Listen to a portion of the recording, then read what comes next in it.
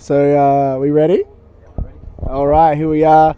TGOM day 4 with my bro Linzey Beister. I'm Dr. Ryan Pope, and we'll just going to be riffing. So, Linz, what's your favorite part about TGOM? What keeps bringing you back? Is there something that you come here for personally?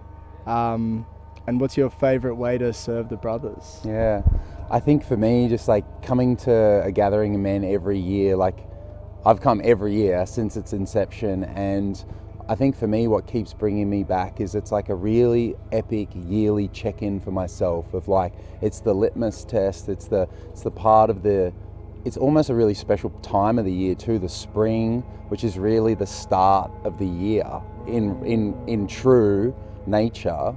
It's the beginning, so it's almost like, ooh, it's my intention for the year, but it's also a beautiful time to reflect and to catch up with so many men that are doing epic stuff. So it's a real bookmark in my year, and I love being on the land, and I love catching up with you all and really getting to share the stories about our lives, but also like how we're doing, you know? It's truly special. Love that. Yeah. And what about you, bro? What brings you back year after year? There's definitely connection to the brothers, like really yearning for that.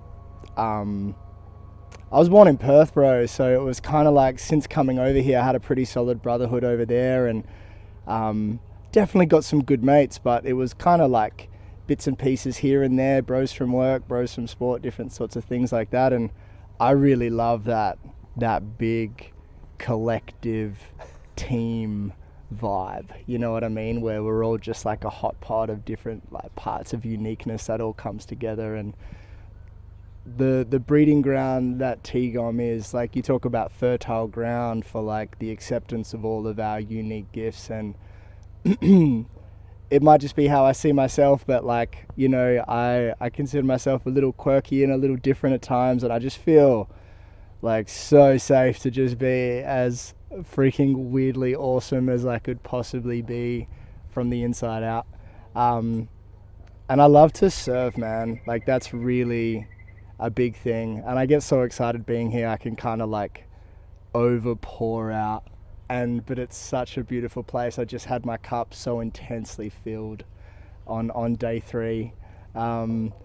So yeah, just feeling super loved up and super nourished by the brotherhood. And yeah, like you said, it's a special time of year. Like, we get the hot days and the cold nights and the fog in the morning. So cold. Yeah, dude. And so I've been really enjoying that. The sun that just comes and hits this mountain in the morning is something I'm always really looking forward to, just like dropping in and watching that day come in. Yeah. And yeah, getting to meet everyone. Like, I always get so inspired by everyone else's uniqueness, and it can really like inspire me exploring other parts of myself. I've loved that about this year, that there's a lot of new facilitators and a lot of new bros to get to know. Like, I always think, is this the year that I meet my new best friend? You know, and like catch up with old friends too. But like, you know, there's always this broadening and deepening that's happening. It broadens and it deepens, and it broadens and it deepens. So yeah. I just also love, like, it's so funny. My intention was to have 2 completely different workshops from this year to last year, but when I get up there and I just get in front of the bros, like, I definitely have a mission to kind of teach like holistic health and healing and well-being in line with nature, because that's who we are and how the elements weave in and things like that. And my intention was to run 2 completely different workshops, and I chose a totally different name, had a totally different intention, and just stood and delivered the same thing because I just love it so much. And I love how it resonates. And one thing that was really special, I don't know if I mentioned this to you, my dad came this year and he was in my workshop, and we just had this beautiful father-son moment. Like, I think the last question, this guy was like, bro, thank you so much for sharing everything, but I want to hear from your dad. Like, and he's just this big, beautiful bear, bro. So even when I was like honoring him at the beginning, he was like a little teary, which always kind of pulls on my heartstrings as well. And then when one of the bros asked Dad to share like the impact that of what I've brought to his life in what I was teaching, Oh, bro. I just stood him up, dropped him on the throne, mic'd him up, and sat down. And I was just like, "Oh man, I'm a bloody goner here." Yeah. So that was probably one of my highlights so far. Yeah. How beautiful, man, because knowing that you with your chiropractic and so much more is like, and your dad sort of paving that way for you as well. Can you tell me like more about that and like how that brought you into what you're doing now? Man, my like a natural way of living and being is becoming like very mainstream now. Like everyone's really interested in it, but I was like born into this in so many ways, and that vitalistic perspective and what we love to riff on, like trusting that innate intelligence of the body. Yes. Like it's never working, it's never confused, it's never working against us. We might just not fully understand it. And being such a core premise of the decisions that my dad made for our family in our home and growing up that way, and how that's rippled into my life and now my family's life, and now the way that like I want to teach men and women. Like I love the bros, but like I don't just work with men. It's kind of like everything I want to do. And he's had a huge influence, and it was very for him it was very like grounded in chiropractic, whereas I think my exploration past that has been seeing how it really weaves into like our emotions and how we think. And the more I boil it down to like the why and why again of how we get to places, it's really like our level of consciousness and our belief systems around who we are and what we should be doing and what our needs are. And it always boils down to, I think, like your perspective of who you are and where you are and what you want, which is why I love working with you, because you also share this utmost respect for the innate wisdom of the body. And I've never seen it applied with people's hearts and minds quite like you do. And I didn't know what Hakomi was, man, until I sat down on your couch and you started telling me to just trust everything that my body does. And I was like, oh, I thought that was just physiology. And you're saying this is the same for my heart and mind. I'm like, bro, like, let's go, you know? So one thing I'd love to know, Linz,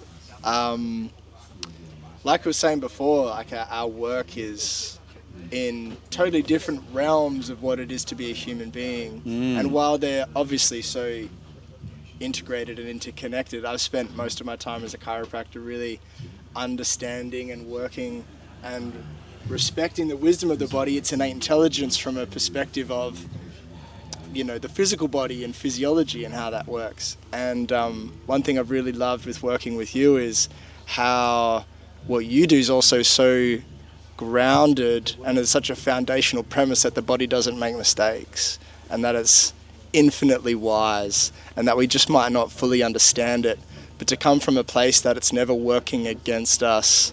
And how you've really helped me understand that with working with my heart and mind.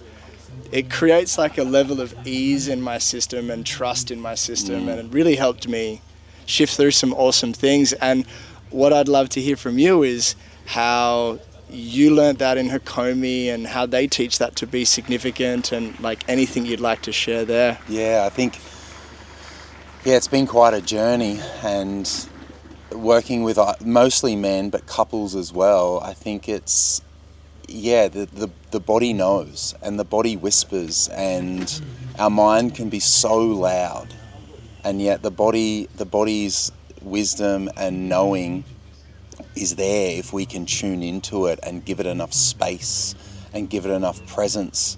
And you know, Hakomi's methodology, which I love, is around using mindfulness.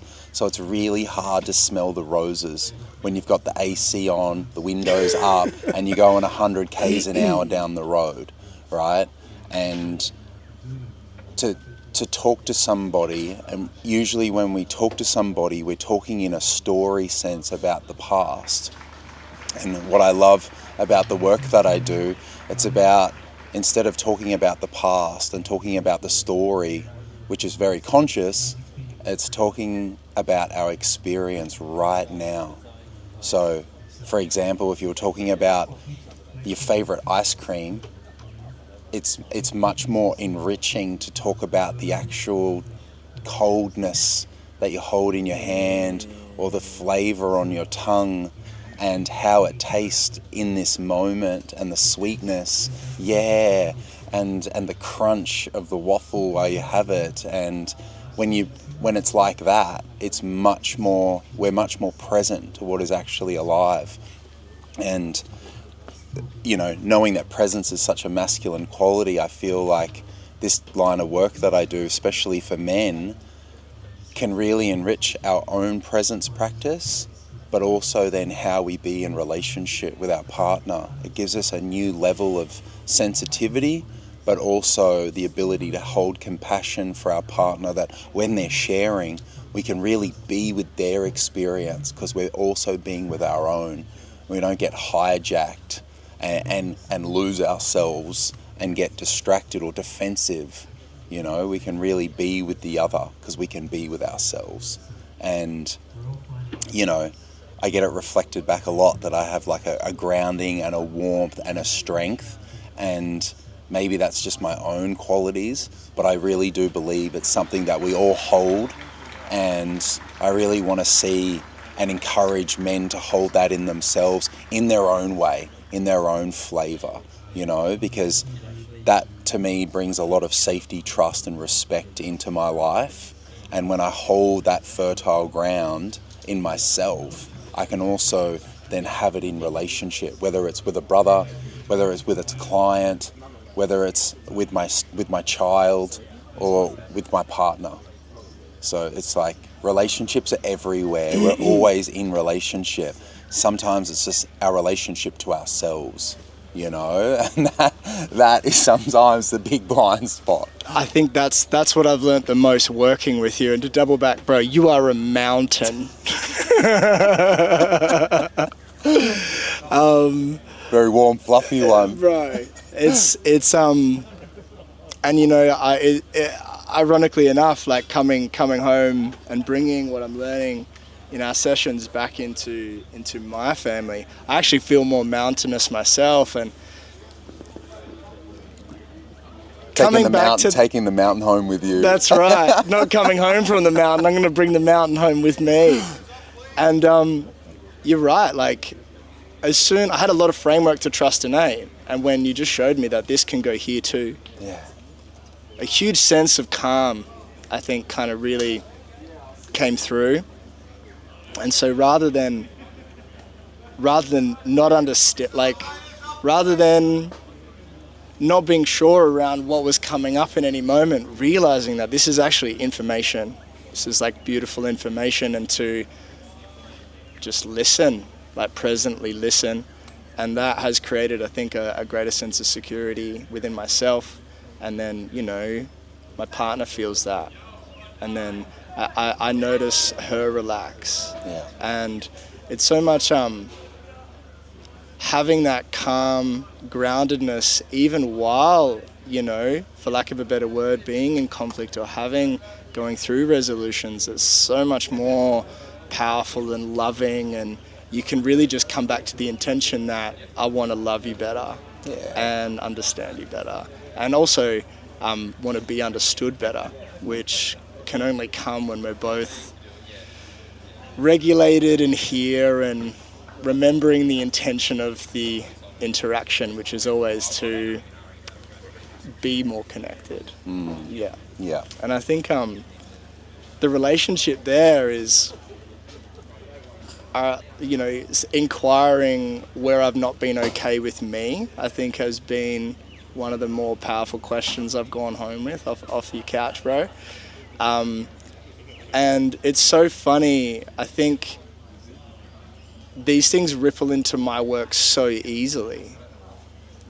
because there's a relationship that you need to have with yourself if you want to heal your physical body. And most of the time, if there's some healing work to do, there is a need in your relationship with yourself that's not being met. Yeah. And again, like when I think about Hakomi in my practice, it's like, well, you need to get present first to really hear the need of your own system, which isn't too different to what you do either. But to also have the self-responsibility to take care of that. And when we are busy and doubtful and reactive, we're kind of busy putting out symptom-style spot fires rather than seeing the truth of the need underneath that, and just having like a calm intention and direction that's not grounded in reactivity, but in like a solid, wide view and a plan. And yeah, I just love how our works tie in like that. They together, so man. do, right? And it's almost, and I'm sure yours is the same. It's like really, like for me, so often it's working with the defense itself. It's like so often we're trying to get rid of the problem or rid of the resistance or rid of the thing. Like for men, it's so easy to think, oh, I've got to fix this or get rid of something. And I think for both of us, especially in my work, it's about honoring that thing that is holding protection or guarding. It's trying to be helpful, it's trying to do something. And even for the men that haven't yet come to a gathering of men that might hold some resistance, it's like there's something in that resistance that is intelligent. Absolutely. It's trying to support you somehow, and instead of thinking about it as being a problem, it's like honoring that there's something in that, and often it's not where we're looking. We're looking out there, or we're looking at something else, and if we can start to bring that awareness in or get the support around it, that's where the magic happens. And it's the same thing with the gathering of men. Like there's so much stuff that's on the schedule and that's happening, and sometimes it's really just those little moments that are in between. It's almost like the mortar between the bricks. It's like we see the structure, we see the building, we see Camelot, whatever it is, and the mortar is actually what holds it all together. It's those small cups of tea in between. Right. It's the walking to the creek, the serendipitous moments of just beelining through the crowd, and we bump into someone and we have a 10-minute, 15-minute chat that we just did not expect at all. That thing for me is like what really holds me here as well. 100% agree. To backtrack a little bit, it's like there's this term that like we get confused in terms of thinking that the symptom's the problem, and so there's this idea that we don't like symptoms and pathology being like a disease process. We think there's something wrong with the system, and the words that I'd encourage people to think about is adaptive physiology. Like this is the intelligence of the body going through a process of compensation and adaptation for us. And sometimes the feeling of those things can be a little unfavorable and we think something's wrong, but it's actually the wisdom of the body working it out for us. And have you had like a little moment that you've enjoyed the most in between some of these bigger processes? Yeah, I mean, for me this weekend as a facilitator, I actually had the opportunity, because it's something that I deeply love, is cooking and nourishment. And so I got a chance to be in the kitchen for a moment and help out. And that to me was something that I just didn't expect, and I had the best time. Awesome. Just working together with a group of men in all the different ways. Like there's so many different ways that we get to serve, and it's not always the ways we think. Often we're like, I work as a psychotherapist every day, and to work in a kitchen for an hour just felt so enriching, to work with somebody again, not just have a client in front of me or a couple in front of me that I'm working with, but to actually feel a part of something bigger. I couldn't imagine working with 10 therapists at once and somehow, so it was just like this really cool camaraderie and cool energy, and that was that for me this year. So what about you? Man, I just like feel like the universe just kind of opened up for me. I was just like, oh, I think I just want to go have a dip in the creek. And as I walked down, there's like Nick Perry, one of my absolute bros, having a chat with Robert Glover. And I was like, do I want to jump in on here? Like, I'm like, hell yeah, I want to jump in on here. Like, sorry, Nick, I'm coming in, bro. And it was so beautiful. Like, his advice was just so, man, he's a true elder. Yes. There is so much depth to his wisdom. His advice was so short and concise, and I remember just being like, man, it can be really easy to have hard conversations sometimes, and they don't have to be big either. No. And they can be really uncharged and without judgment. Yeah, he's a king, man. That was really cool. So just hanging out in the creek doing that, and then we're walking up getting dry, and then Caleb's just done like a pot of cacao. And I'm just thinking, like, I forget, man, that's heart medicine. Like, I'm just sitting there at first thinking we're having like a hot chocky each, and next minute we got like 5-6 dudes just like belly laughing, heart open, just sharing truthfully, honestly, vulnerably, and realizing that, man, I don't know how many times I need to be reminded that we are all the same. Yeah. And going through the same thing. And, you know, there's things that we can hold shame around and judge ourselves for. And it's so quickly collapsed when you realize that the reason you judge yourself for it is you think you're the only one. And you think that there's something wrong with you because of it. And then when you get a chance to have a chat with the bros in between these sessions and you realize so often are we going through the same things. So often are we isolating ourselves and not having conversations that if we just opened up and self-revealed a little, you'd realize that there's brothers everywhere going through the same thing, and we just like don't have to go it alone. And when we don't go it alone, it actually becomes so much easier and clearer than trying to work it out on your own. And what do they call it? The echo chamber. Yeah, I was talking about it down there. Like it bounces around and you kind of validate your own distortion in this loop, and you just kind of keep yourself stuck in. So true. Like, I think that's probably one of the biggest like resistance points for men coming in to do something like this is like, will I be accepted? Yeah. I'm so used to doing it alone or Yeah. isolated or feeling rejected, or, you know, and I think there's a place for all different types of men here. Like, it can look like it's very warrior, but there's so much transformational work, and, you know, we got to dance, we get to sing, we get to do all the things. There's That's so much true. storytelling, there's so much like beauty Yeah. in the whole experience as well. Like, I love watching the range of every different man come in and get to sort of like experiencing himself in ways that he might not feel compelled to outside of a space like this. So Totally. Getting to come in and really try it on and get amongst it, I feel like each man comes back a little bit, like we said before, gets to bring the mountain home. Yeah. You know, gets to be more of himself outside of here. And I think the videos that really crush on the gram when it comes to like how people share this, Yeah. can really be what the algorithm likes, as opposed to when you really get here, the range, the depth in the range, like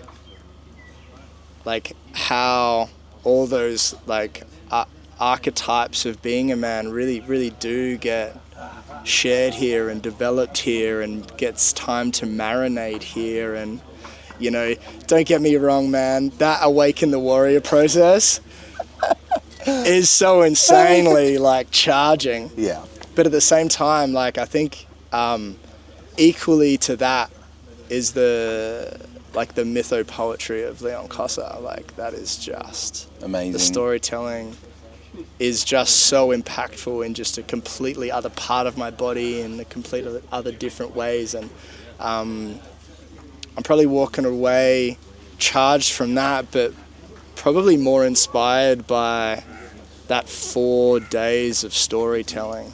Yeah. And just how that really does kind of creep into the cells of your body.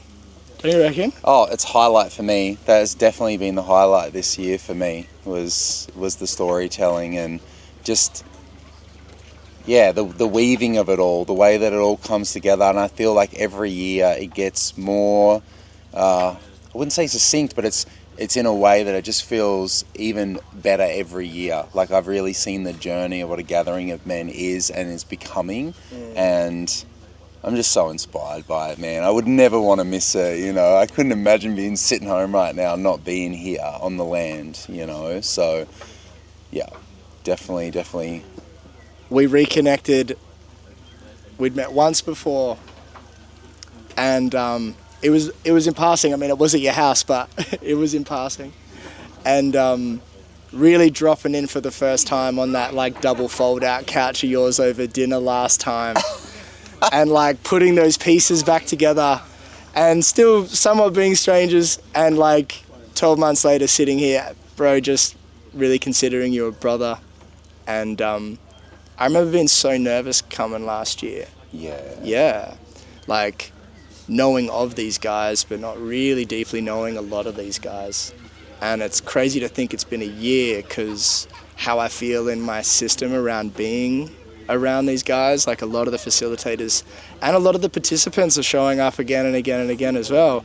Like this, you know, last year it was wanting to build that community, and this year like I really just get to feel like I'm just enjoying my community. 1 year, super special.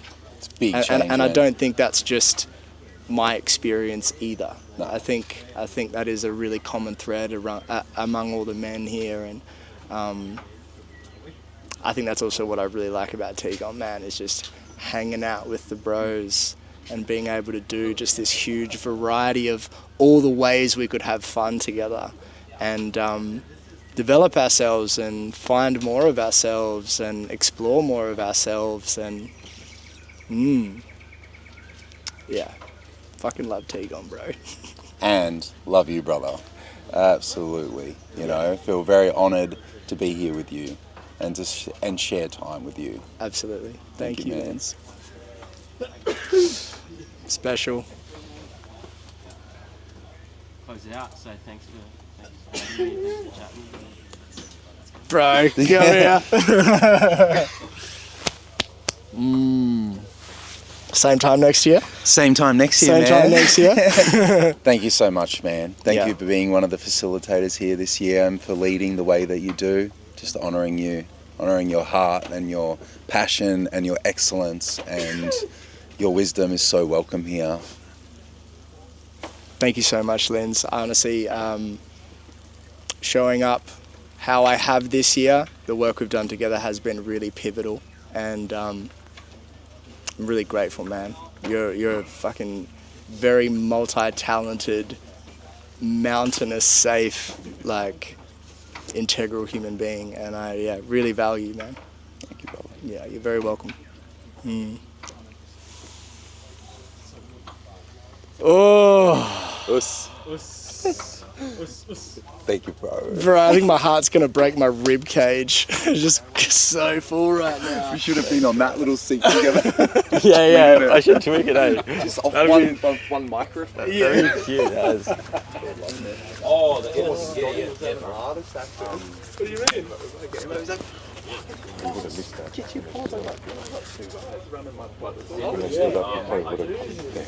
Yeah, I forgot what the shot looks like.